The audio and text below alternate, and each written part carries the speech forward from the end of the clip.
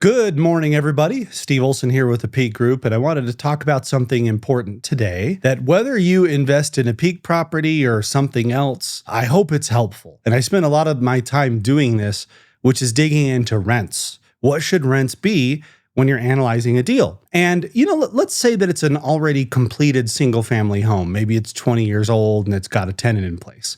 That's pretty easy. Obviously, you look at the lease and what is it? But there's also an art and a science to saying, do I have some room for improvement here? Can I increase value? Can I increase rents? And the art to that is increase them enough to where there's not enough tenant animosity, right? We don't like that. We don't want to wring that out from everybody, but we also need to maximize profits to make this work, especially in this environment that we're in right now, which can be kind of difficult. So that's dialing in what rents should be versus what they are right now. It's even more complicated when we're talking about an entire build for rent community. When we say we're going to build 50 townhomes or we're going to build 20 single family properties. And this is an idea that will exist in years from now. So what should rents be? So I want to talk about some tips that I have over the years that I've kind of seen on that. And when you're working with a really good property manager, maybe you already have a relationship with them, then that's probably your first stop, right? We can do what's called a back of the envelope and look at the internet, look at some other listings and kind of back into values from there. But these things aren't necessarily apples for apples. I was reading an article this morning talking about how rents in the Dallas-Fort Worth metro are down 1.5% this year. And people will see that and say the market is struggling. I don't know, rents are backing off. But that's an extremely broad statement. Rents are down. Well, that means apartment rents are typically down because the data in that sector is a lot better consolidated than it is for single family landlords spread out over the whole metropolitan area.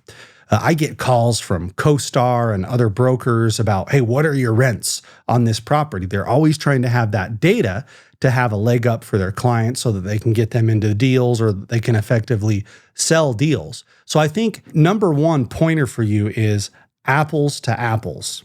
Does a tenant view a 2-bedroom apartment the same way that they view a 2-bedroom house? Now, they may view them differently, but they may also be competing with one another. You can't say that, well, that's not like that, so I'm going to charge this over here. At some point, you do force a tenant to consider other options, and you have to be very aware of that when you're comparing these two. So they're different.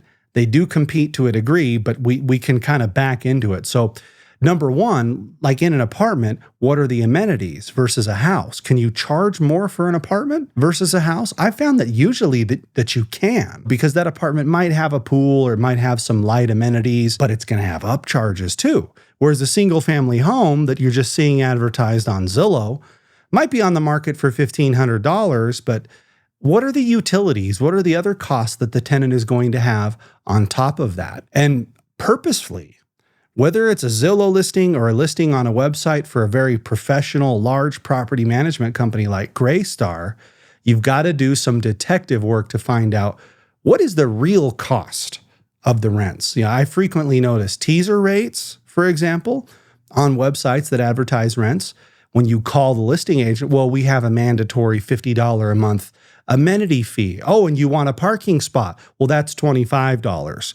And so that helps you really distill this down all the way to what the true rents are actually going to be. Another thing that happens is I was working on a project in the Midwest yesterday, and I needed to get an idea for what townhome rents were in Indiana.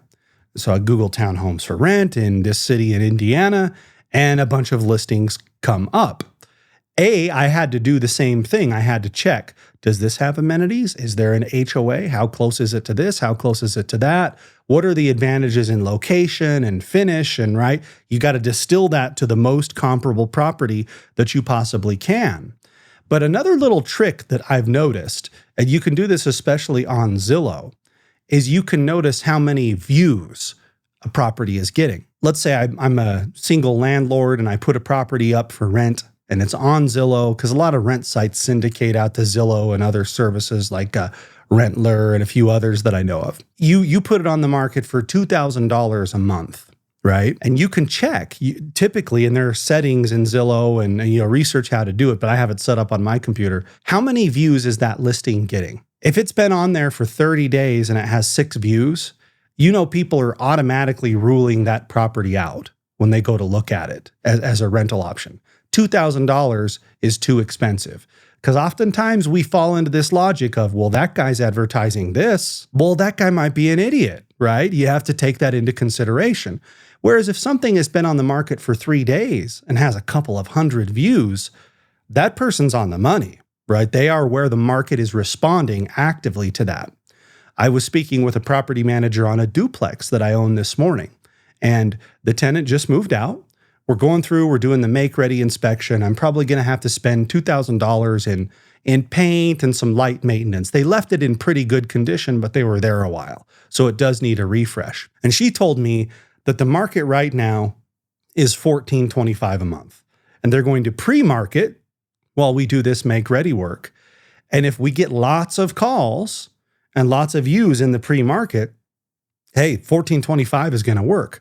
But if it's crickets, we know, okay, let's get down to $1,395. Let's kind of move with the market until this thing is ready. So there's what the market tells you as to what has rented in the past and what is currently on the market now. But then there's what the market actually tells you about your property when you're live. And in a market like this, if you're not getting good activity within, a week or two, the market is talking, especially as I record this in June of 2025. This is typically a busy leasing season for most property managers. And if you're not getting a lot of traction right now, then you're too high. And that could be for a lot of different reasons. Too much inventory, lack of amenities, bad location, too much traffic. But it all distills down into price. And so if you go on the market at a certain price, you're not getting views, the market is talking to you, and it's time to listen. So just a couple of high-level tips when you're comping out rentals, because I know you're looking at investing in properties, and it might be with us, it might be with somebody else. We give you a pro forma. We do the best to represent accurately what this property is going to look like on a return. But you got to research that. It's the whole trust but verify component. And I think that these tips are going to be helpful as you do that. So thanks for listening. We'll catch you next time.